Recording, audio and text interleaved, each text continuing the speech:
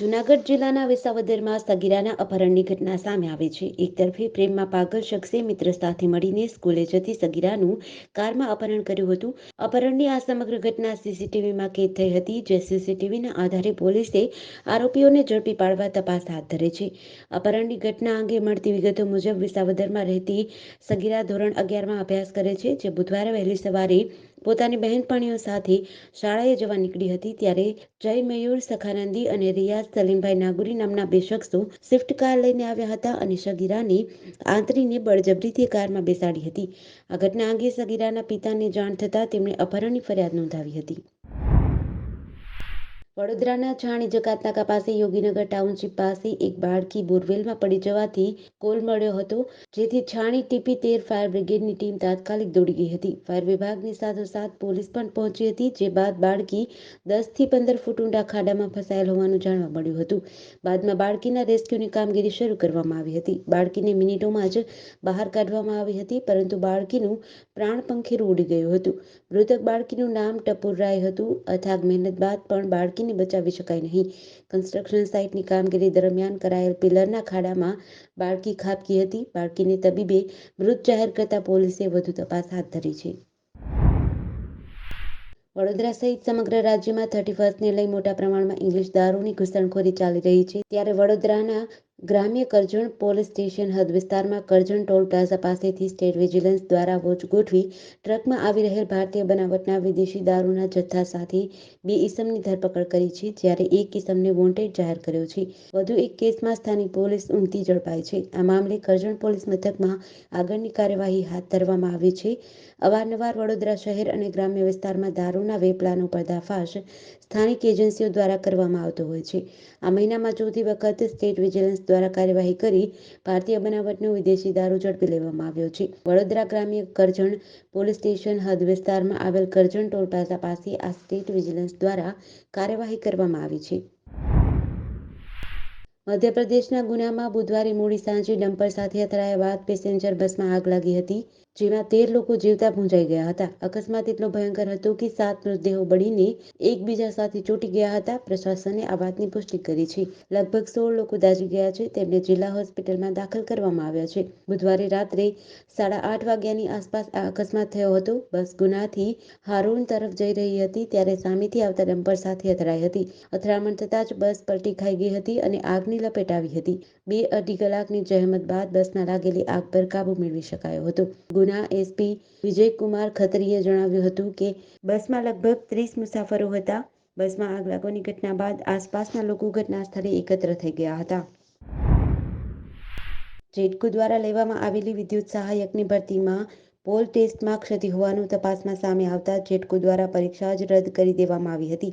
વિભાગની ભૂલનો ભોગ ઉમેદવારો બન્યા હતા, જેથી ઉમેદવારોએ વડોદરા જેટકોની ઓફિસ બહાર 2 દિવસ વિરોધ પ્રદર્શન કર્યું હતું. જે બાદ કોઈપણ નિવાડો ન આવતા ગાંધીનગર પરિવાર સાથે ઉગ્ર આંદોલન કરવાની ચીમકી આપી હતી. ઉમેદવારોની અડગ માંગ સામે જેટકોએ ઘૂંટડીએ પડીને નિર્ણય લીધો છે, જેમાં ઉમેદવારોને માત્ર પોલ ટેસ્ટ જ આપવી પડશે. જે બાદ ઉમેદવારોએ અગાઉ લેખિત પરીક્ષા આપી હશે તેવા ઉમેદવારોની લેખિત પરીક્ષા લેવામાં નહીં આવે. અગાઉ પોલ ટેસ્ટ પાસ થયા ન હતા અને હવે કોઈ ઉમેદવાર પાસ થાય તો તે પરીક્ષા લેખિત આપી શકશે.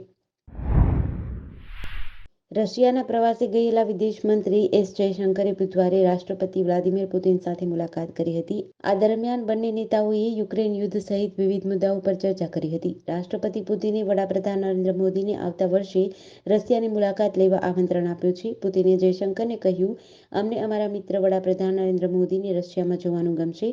તેમણે કહ્યું કે વિશ્વમાં ઘણી ઉથલપાથલ ચાલી રહી છે. તેમ છતાં રશિયા અને ભારતના સંબંધો વધુ મજબૂત થઈ રહ્યા છે. ભારતના લોકો ઝડપથી વિકાસ કરી રહ્યા છે. પુતિને કહ્યું કે તેમણે વડાપ્રધાન નરેન્દ્ર મોદીને યુક્રેન યુદ્ધની સ્થિતિ વિશે ઘણી વખત જાણ કરી છે. હું જાણું છું કે મોદી આ સંકટનો શાંતિપૂર્ણ ઉકેલ ઈચ્છે છે. પુતિને વિદેશ મંત્રીને કહ્યું, આવતા વર્ષે સામાન્ય ચૂંટણીને કારણે ભારતનું કેલેન્ડર વ્યસ્ત લાગે છે. RSSનું વર્ષ 2025માં 100 વર્ષ પૂર્ણ થતા શતાબ્દી વર્ષની ઉજવણીને લઈને હિંમતનગરના બેરણા રોડ પર મહાદેવ મેદાનમાં 31 ડિસેમ્બરે અંગત શક્તિ એકત્રીકરણ યોજાશે, જેમાં સવારથી સાંજ દરમિયાન અલગ-અલગ કાર્યક્રમો હશે. ત્યારે શહેરમાંથી 100 મહિલાઓ અને 30,000 રોટલી ઘરે ઘરેથી એકઠી કરીને સ્વયંસેવકો ભોજનમાં પીરસશે. શહેરમાં 2 અલગ અલગ સ્થળે 7,000 સ્વયંસેવકો ગણવેશમાં પથ સંચાલન કરશે, જેને લઈને મહાદેવ મેદાન પર તૈયારીઓ શરૂ કરી દેવાઈ છે. આ અંગે આરએસએસ ગાંધીનગરના વિભાગના સંઘચાલક પ્રકાશ પરમાર, જિલ્લા કાર્યવાહ જયેશ પટેલ, પરિમલ પંડિત કાર્યક્રમોની વિગત આપતા જણાવ્યું હતું કે 31 ડિસેમ્બર રવિવારે હિંમતનગરમાં બેરડા રોડ પર આવેલ મોદી મેદાન, જેને અંગત શક્તિ એકત્રીકરણ માટે મહાદેવ મેદાન નામ આપવામાં આવ્યું છે, જ્યાં સવારે 8 થી સાંજના 5 વાગ્યા સુધી, દિવસ દરમિયાન 8 થી 10, 12 થી 3 અને પોણા 4 થી 5 કલાક એમ 3 ભાગમાં અલગ અલગ કાર્યક્રમ અને બેઠક યોજાશે. બોલિવૂડ એક્ટર રણબીર કપૂર મુશ્કેલીમાં ફસાઈ શકે છે. આ અંગે સમગ્ર ઘટના વિશે વાત કરવામાં આવે તો હાલમાં જ એનિમલ એક્ટરનો એક વિડીયો વાયરલ થયો હતો, જેમાં રણબીર અને તેના પરિવારના સભ્યો ક્રિસમસની ઉજવણી દરમિયાન કેક કાપી રહ્યા હતા, જેમાં કેક પર દારૂ નાખીને આગ લગાવવામાં આવી હતી. કેક કાપતી વખતે રણબીર કપૂર જય માતા દી કહેતો જોવા મળ્યો હતો. બુધવારે અહીંના એક પોલીસ સ્ટેશનમાં બોલિવૂડ અભિનેતા રણબીર કપૂર અને તેના પરિવારના સભ્યો વિરુદ્ધ ધાર્મિક લાગણીઓને ઠેસ પહોંચાડવા બદલ ફરિયાદ કરવાની અરજી દાખલ કરવામાં આવી છે. જોકે પોલીસે આ મામલે હજુ સુધી એફઆઈઆર નોંધી નથી. સંજય તિવારીએ તેમના વકીલો આશિષ રાય અને પંકજ મિશ્રા દ્વારા ઘાટકોપર પોલીસ સ્ટેશનમાં નોંધાવેલી ફરિયાદમાં દાવો કર્યો હતો કે વિડીયોમાં અભિનેતા જય માતા દી કહેતા, કેક પર દારૂ રેડતા અને તેને આગ લગાવતા જોવા મળ્યા હતા. ખાણ ખનીજ વિભાગની મોટી કાર્યવાહી. સાયલાના સુદામડા ગામની સીમમાંથી 1.92 કરોડના ખાણ ખનીજની ચોરી કર્યાની 40 શખ્સો સામે ફરિયાદ નોંધાઈ છે. સુરેન્દ્રનગર જિલ્લાના સાયલા તાલુકાના સુદામડા ગામની સીમમાં ખાણ ખનીજ વિભાગના દરોડામાં કુલ 40 શખ્સો સામે રૂ.1,92,93,344ની ખનીજ ચોરી કર્યાની ફરિયાદથી ચકચાર મચી છે, જેમાં સાયલા પોલીસ મથકે ફરિયાદ નોંધાવતા પોલીસે આરોપીઓને જબ્બે કરવા તપાસનો ધમધમાટ શરૂ કર્યો છે.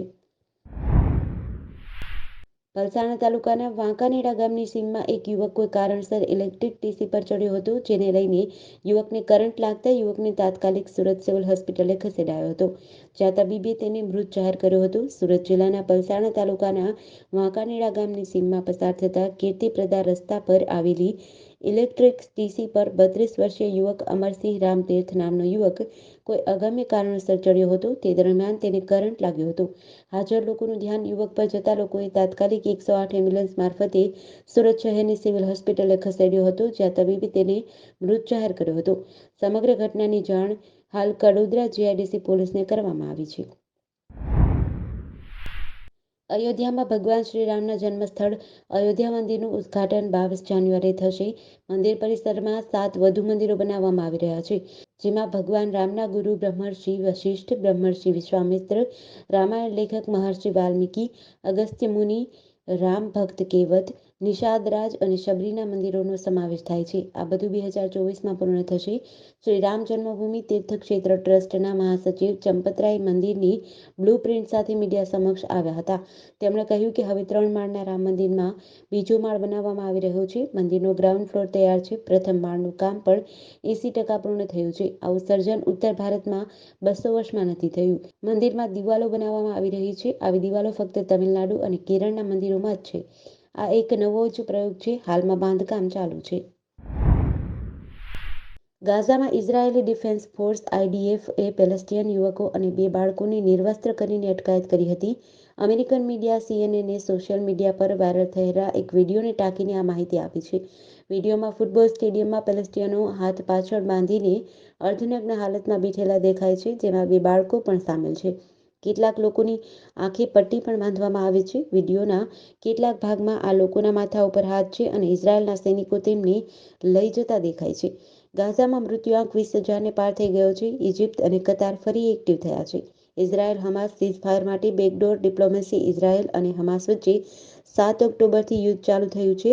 નવેમ્બરમાં 7 દિવસનું સીઝફાયર હતું. આ પછી યુદ્ધ ઉગ્ર બન્યું છે.